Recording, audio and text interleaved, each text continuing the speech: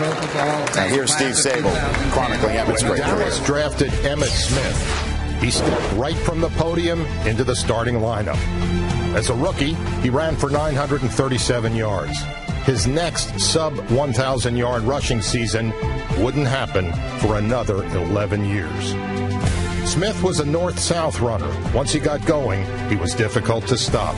He led the Cowboys to 8 playoff berths and appeared in 8 Pro Bowls. In 13 seasons with the Cowboys, he missed only 7 games. Let's play with intensity. Let's play with some enthusiasm. Let's play like kids, guys. Let's go have some fun. Smith's durability was even more remarkable considering Dallas's deep playoff runs. He set career postseason records for rushing yards and touchdowns on the way to 3 Super Bowl appearances. Aikman draw to Smith. Tackled but breaks away to the 10. Oh, what a run by the league's MVP. The Cowboys won all 3 games, and Smith brought home the MVP trophy from Super Bowl 28. I got to rack up a bunch of stats. What are good stats? Stats are at the top. Where Walter Payton and Dorsett and those guys are. I got to be up there with those guys before I consider be great.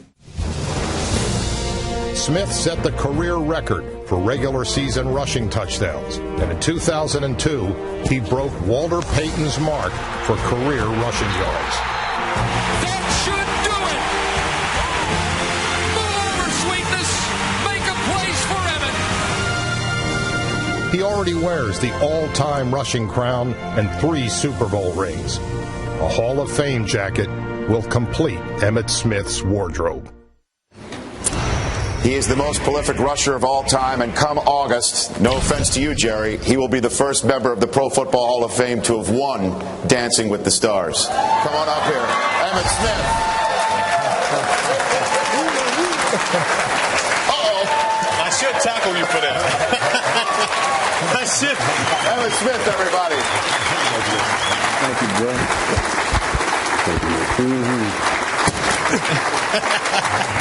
Congratulations, man. It's my honor, man. It's my honor. Yes, my pleasure. In your class, my friend. Oh, my goodness, Rich. Congratulations. Good to see you, my brother. You bet. All is well. Rich, he won it. I congratulated him. Just like a professional. Just like a professional. Please sit down. I just learned firsthand the infamous competitive nature of Jerry Rice, by the way. Yeah, I gave you the stare down. You did. I wanted to run through you. Congratulations, Emmett.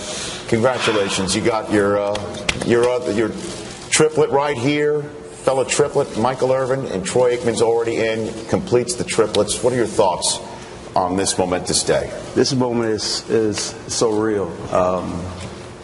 You try to grasp the magnitude of this, but when you're sitting back there and you're waiting on your name to be called, and it's just real. And so it's just special because you just don't know exactly how you're going to feel until that moment. Although you try to take in every second, every minute, every hour, up to this time. And then when that opportunity comes and they call your name, then you start reflecting over the people who have helped shape the foundation of who you are as a football player, who you are as a human being, and the people who have given you the opportunity to even do some of the things that you've been able to do and provide you an opportunity to play in a sport at this level that you've played your entire life for. It's just an honor that I'm able to be a blessing because people have blessed me. Emmett, I was there when you were just a rookie, coming in with the MC Hammer paint on, and he was my roommate. Trust me, Michael, I was trying to find an outfit I would have wore it today. But in that room, we would have conversations the night before a game, and we would always talk about wanting to win Super Bowls, and you did that. But I was amazed at this young guy talking to me when I said, what is it you want to do in this NFL? You talked about becoming an all-time leading rusher. And you laughed at me. And I did laugh at you. And I laughed at you. But you accomplished that. Now, you never really said anything about the Hall of Fame. How can you talk about Super Bowls? You talk about becoming an all-time leading rusher. you never set your sight and said the Hall of Fame? You know, probably the reason why I never thought that much about going into the Hall of Fame is because I was so busy wanting to focus on the things that I need to do from that point on to whenever God said that my career was going to be over. I just didn't know what was going to happen. Even though I wanted and had those desires to achieve a level of greatness, but you have to take those steps. You have to do the little bitty things. You have to work out like you work out. And thank you for showing me how to train and how to take care of my body in terms of working out in that gym and being committed. Just trying to get that mental edge over the next guy. But, I felt like if we achieved those things on the football field, if we won those Super Bowls, and if I was able to stay healthy and be behind that great offensive line, that the guys that protected me, and if I just took advantage of what God has given me, which is this talent that I've had, that has propelled me through college, high school, all the way up here to the National Football League, when so many people said that I could not do it. When I believed in that little giant inside of me that's saying I can, coupled with the people that I was able to play with, I just felt like if at the end of my career, if I was there, all this would be added unto me. And I just thank God for this moment, because this is such a special moment. This is one that you don't think about. I'd never thought about, but then when he add this cake and the icing and the ice cream on top of that, it makes it very, very special. It really does. And when I sit here and I talked to my father just a minute ago, he said something crazy to me. And I never thought much about it, because my father was a great running back out of Pensacola. I had an older person come to me and said, "Do you know who the best running back in Pensacola that nobody's ever seen?" I said, "Who?"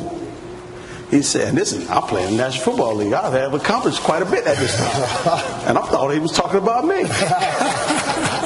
And he said, "Your father." He said, "Your father." He said, "Your father was a heck of a running back."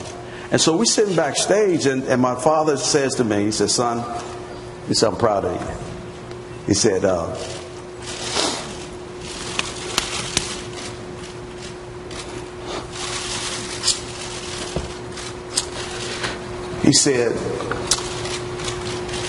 "I had the dreams of doing what you're doing, but my mother got sick, and I never did go to college."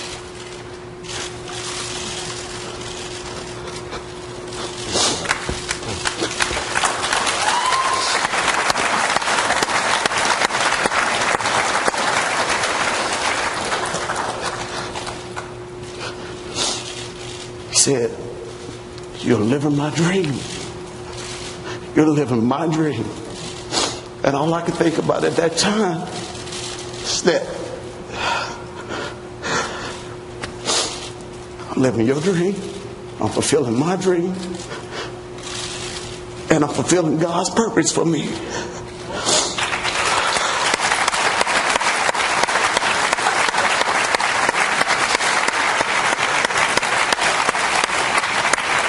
And, so many things have to fall in place in order to be even in the position to do some of the things that we do.